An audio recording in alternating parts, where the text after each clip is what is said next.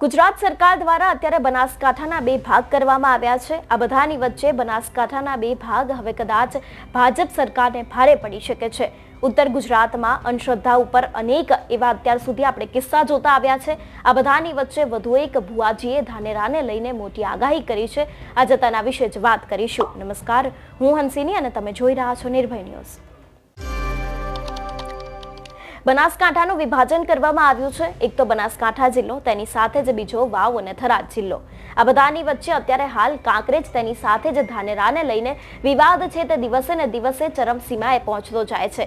કાંકરેજને પણ બનાસકાંઠામાં સમાવેશ કરવામાં આવે એટલું જ નહીં, ધાનેરાને પણ અત્યારે હાલ બનાસકાંઠામાં સમાવેશ કરવામાં આવે તેવી અનેક એવી વાતો છે જે લોકો દ્વારા કહેવામાં આવી છે। આની પહેલા પણ આપણે જે પૂર્વ ધારાસભ્ય મફતલાલ પુરોહિત છે તેને સાંભળતા આવ્યા છે। તેમને પણ ધાનેરાને લઈને અનેક એવા વિરોધ કર્યા હતા। તેમણે શંકર ચૌધરી ઉપર કટાક્ષ પણ કર્યો હતો।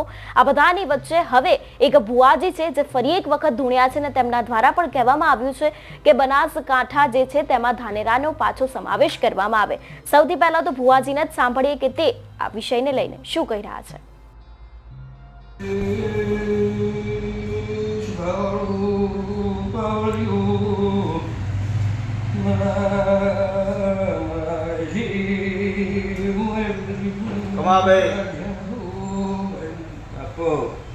માં ધનેરા વાળો તો સરસ મજા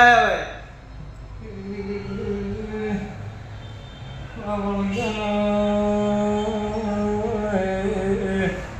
ધનેરા તાલુકો રાજ્યો પાવડિયો હોનો એન થાય તો ધનેરા બનાસકાંઠા મરે છે।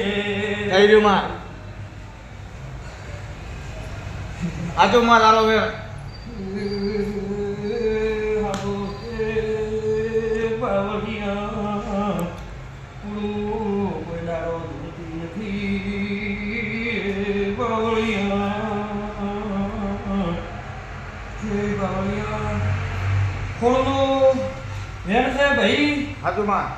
તો ધનેરા તાલુકો બનાસકાંઠા પાલનપુરમાં રહે છે એવું કેવું હે મારી વાત ઝેણનું ભાઈ ખમા તો કેમ બનાસકાંઠાના વિભાજનનો મુદ્દો હવે દિવસે ને દિવસે ચર્ચાનો વિષય બનતો જાય છે। એક બાદ એક રાજકીય નેતાઓના નિવેદનો, તે બાદ ત્યાંના લોકોને પણ હવે આ નિર્ણય છે તેનો સ્વીકાર નથી કરવો। ઘણા બધા લોકો એવા છે જે લોકો ધાનેરાને બનાસકાંઠામાં જ રાખવા માંગે છે અને ઘણા બધા લોકો એવા છે કે જે લોકો ધાનેરાને વાવ અને થરાદમાં રાખવા માંગે છે। અત્યારે હાલ અનેક એવા વિસ્તારો છે જેને વાવ થરાદમાં સમાવેશ કરવામાં આવ્યો છે, તેમ છતાં પણ લોકોને આ વાત ગમી નથી। જો વાત કરવામાં આવે શંકર ચૌધરીની, તો શંકર ચૌધરી ઉપર પણ અત્યાર સુધી અનેક એવા નેતાઓ દ્વારા કટાક્ષ કરવામાં આવ્યો છે। તેમના ઉપર પણ કહેવામાં આવ્યું છે કે તમે જે બનાસકાંઠાના બે ભાગ કર્યા છે તે ખૂબ જ અયોગ્ય છે, બનાસકાંઠાના બે ભાગ થવા ન જોઈએ। તેમાં એક સાંસદ ગેનીબેન ઠાકોર પણ આવી ગયા। ગેનીબેન ઠાકોર દ્વારા પણ આવું જ કહેવામાં આવ્યું હતું કે બનાસકાંઠાનું જે વિભાજન કરવામાં આવ્યું છે તે ખૂબ જ અયોગ્ય છે।